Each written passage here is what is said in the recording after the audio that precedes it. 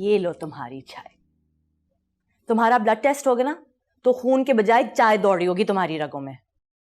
तुम्हारी बीवी आए और मेरी जान छूटे तुम्हारी चाय बनाने से।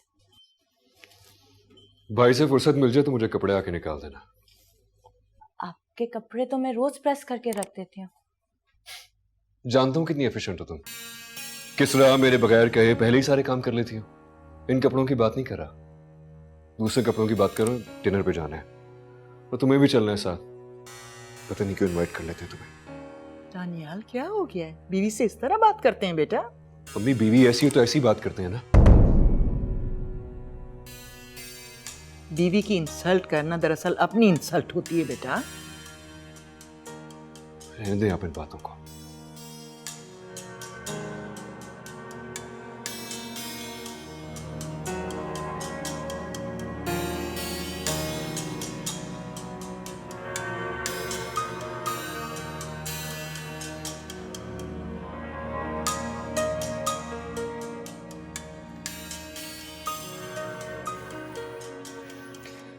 मुझे तुम्हारा इस तरीके से फंसी के साथ घुसे रहना बिल्कुल पसंद नहीं है। फंसी बस कभी कभी अपनी प्रॉब्लम्स मुझसे डिस्कस कर लेता है। प्रॉब्लम्स?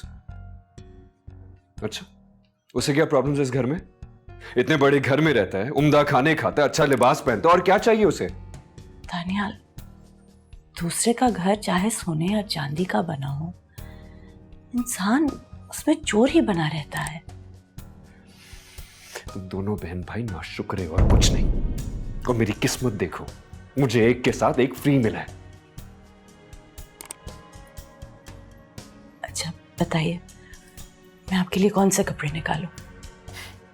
तुम हमेशा ना समझ ही रहोगी। तुम्हें नहीं पता डिनर पर जाते हुए किस तरह के कपड़े पहनते हैं। और खुदा के लिए अपने कपड़े भी मेरे सामने ही निकाल लेना। पता नहीं कैसे कपड़े निकालोगी।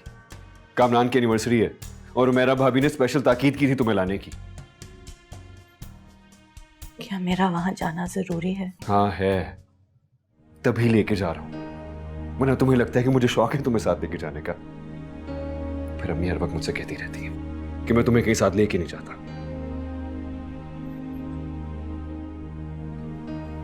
मैं आपके कपड़े निकाल के लाती हूँ। 10 साल से सिखा सिखा के थक गया हूं तुम्हें। तुमने सीख के नहीं दिया।